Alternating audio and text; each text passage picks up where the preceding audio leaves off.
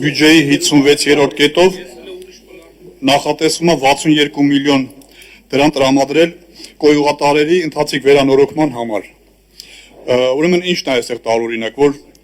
նույն նպատակով 23 թվականին տրամադրվել է 1.6 միլիարդ, 24 թվականին տրամադրվել է 1.8 միլիարդ։ Հիմա ինչու՞մն է այստեղ այսքան մեծ տարբերությունը, եւ այս համատեքստում նաեւ հեղեղատարերի հետ կապված ինչ է սպասում, հեղեղատարի ճակատագիրը ինչ է լինելու, գումար տրամադրվելու է մաքրման, սպասարկման, վերանորոգման համար։ Շնորհակալ եմ, պարոն Դանելյան, այս կոյուղատարերի հետ կապված մենք ունենք ընդհանուր գույքագրված վթարված փոփոխման ենթակա, հիմնանորոգման ենթակա կոյուղատարերը եւ ունենք չկոյուղացված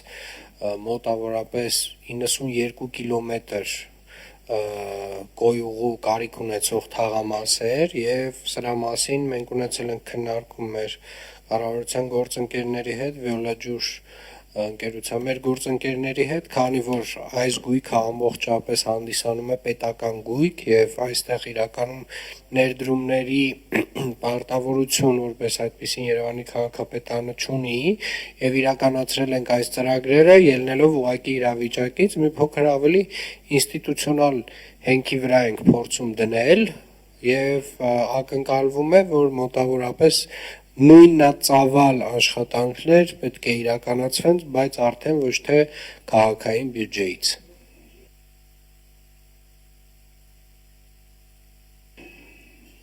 Այսինքն պատվիրակված է լինելու բյուջեից, պետական բյուջեից։ Նույնիսկ այսպես ասեմ, պարոն Դանելյան,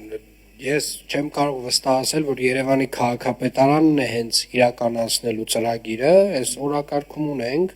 եւ 2 միլիարդ թիվը կոնկրետ արդեն նախագծերով մենք նախագծերը, որոնք որ առաջարկելու ենք, տալու ենք մեր գործընկերներին, արդեն թե պատվիրակված կլինի, թե Վիոլաջուր ընկերությունը իր իրականացվող ծրագրերի շրջանակում կիրականացնի այս կոյուղատարերի կառուցումը, դա արդեն երկրորդային է։ Շատ լավ, ես իմ ելույթում կանդրադառնամ, սրա հետ կապված հարց կա, դրա մասին խոսեմ եւ հեղեղատարերի մասով։ Ինչ է սպասում հեղեղատարերին կամ ինչ ճակատագիր ունենալու, արդյոք պատրաստում եք հեղեղատարերը վերանորոգեք, լցված հեղեղատարերը մաքրեք, որպեսզի Երևանը 25 թվականի Երևանը չունենա 24 թվականի Երևանի ճակատագիրը, Երևանի փողոցները չվերածվեն գետերի, լճերի, որպեսզի այս տարի, եկող տարի ավելի ճիշտ չունենա 24 տարվա ճակատագիրը Երևան քաղաքը անձրևներից հետո։ Իրականում, երբ որ մենք խոսում ենք Երևան քաղաքի ինչ-որ մի ճակատագրի մասին, եկեք մի փոքր կրկին վերադառնանք փաստերին եւ հասկանանք, թե ինչա տեղի ունեցել։ 2024 թվականին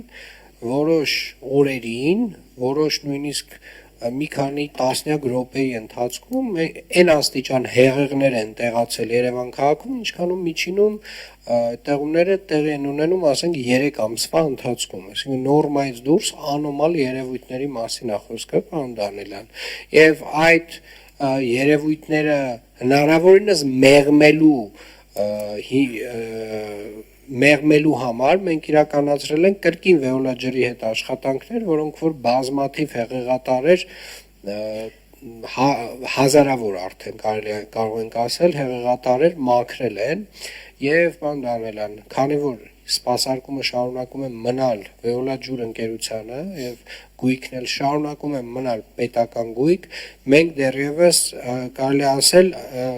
ուղղակի որպես պահանջատեր ենք լինելու այս հարցում եւ ընդհանուր առմամբ մեր գործընկերներին մղելու են կոնկրետ գործողությունների։